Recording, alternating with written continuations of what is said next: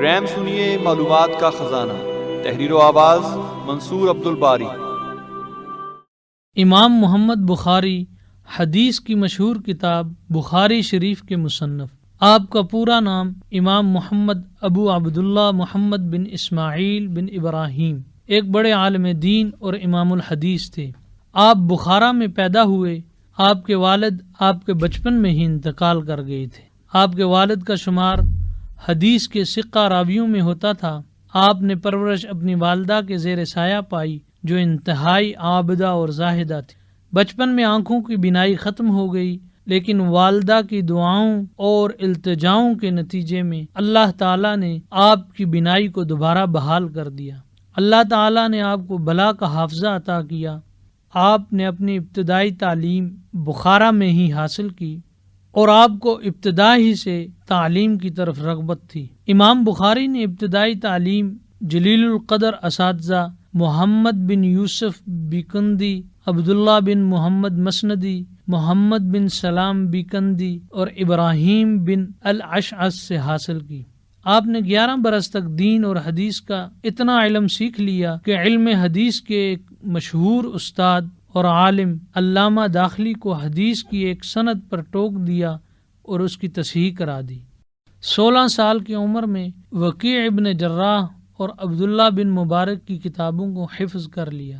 اپنے زمانہ طالب علمی میں 16 روز آپ نے بغداد میں قیام کیا اور 15,000 احادیث حفظ کی۔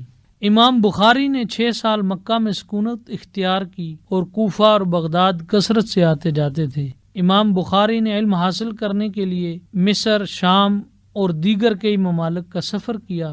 بصرہ کا 2 مرتبہ سفر کیا اور جزیرہ کا بھی 2 مرتبہ سفر کیا۔ آپ نے حدیث مبارکہ کی 1000 سے زائد اساتذہ سے حدیث نقل کی۔ آپ نے مجموعی طور پر جو احادیث جمع کی ان کی تعداد تاریخ میں 6 لاکھ بتائی جاتی ہے۔ آپ کی ذہانت اور حافظے کا اعتراف علوم فنون حدیث کے ماہرین بھی کیا کرتے ہیں۔ امام بخاری اپنے دور کے مجتہد تھے۔ بقول علامہ ابن حجر عسقلانی، امام بخاری فقہ حدیث میں دنیا کے امام ہیں۔ امام بخاری حدیث جمع کرنے کے لیے دور دراز کے علاقوں کا سفر کیا کرتے تھے۔ آپ کا ایک اصول تھا، جب تک آپ حدیث بیان کرنے والے شخص سے خود جا کر مصافحہ نہ کر لیتے اور اس سے بنفس نفیس ملاقات نہ کر لیتے تو اس وقت تک آپ اس شخص سے حدیث نہ لکھتے۔ حدیث کے جمع کرنے کے معاملے میں آپ انتہائی احتیاط سے کام لیتے۔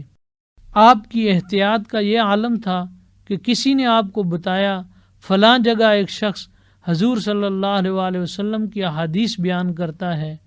آپ بہت دور میلوں مسافت طے کر کے اس شخص کے پاس پہنچے تو آپ نے دیکھا کہ وہ شخص خالی ہاتھ ہلا کر اپنے مویشیوں کو اپنی طرف بلا رہا ہے، یعنی اس کا انداز یہ تھا کہ اس کے ہاتھ میں کچھ ہے اور مویشی کھانے کے لیے اس کی طرف دوڑتے آئیں گے، لیکن وہ خالی ہاتھ تھا۔ امام بخاری نے جب یہ منظر دیکھا تو آپ نے کہا، یہ شخص جو جانوروں کو دھوکہ دے رہا ہے، یہ شخص مجھے بھی دھوکہ دے گا۔ آپ اس سے ملے بغیر واپس آ گئے۔ امام بخاری نے جب اپنے دور سے پہلے محدثین کی احادیث کو پڑھا تو آپ نے محسوس کیا کہ اگر ایک آدمی ان احادیث کو پڑھے گا تو وہ ان سے فائدہ حاصل نہیں کر سکے گا، کیونکہ وہ مشکل الفاظ اور عبارات کے ساتھ مرتب کی گئی تھیں۔ امام بخاری نے ارادہ کیا کہ حدیث کا ایک ایسا مجموعہ مرتب کیا جائے جو صحیح احادیث پر مشتمل ہو۔ جب امام بخاری صحیح احادیث کے مجموعے کی تدوین کا ارادہ کر چکے تو انہوں نے ایک دن خواب میں حضور صلی اللہ علیہ وآلہ وسلم کو پنکھا جھولتے ہوئے دیکھا، یعنی کہ آپ خواب میں حضور صلی اللہ علیہ وآلہ وسلم کو پنکھا جھول رہے ہیں۔ اس خواب کی تعبیر علماء نے یہ بیان فرمائی کہ آپ سے حضور صلی اللہ علیہ وآلہ وسلم کی طرف منسوب غلط روایات حدیث کو ختم کرنے کا کام لیا جائے گا۔ اس موقع پر آپ کے استاد اسحاق بن راہویہ نے آپ کو اور حوصلہ دیا اور بخاری شریف کی تدوین میں آپ کی حوصلہ افزائی کی۔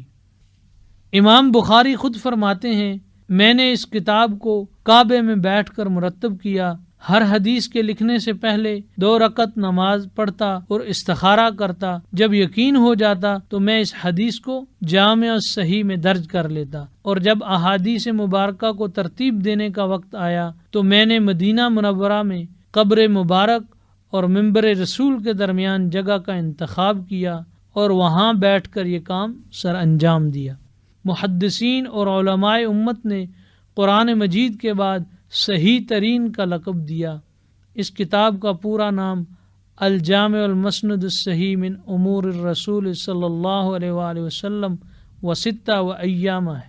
اسے الجامعہ بھی کہا جاتا ہے، جس کی وجہ یہ ہے اس کتاب میں عقائد، احکام، آداب، تفسیر، تاریخ، فتن، علامات قیامت اور دیگر مختلف عنوانوں پر احادیث مبارکہ لکھی گئی ہیں۔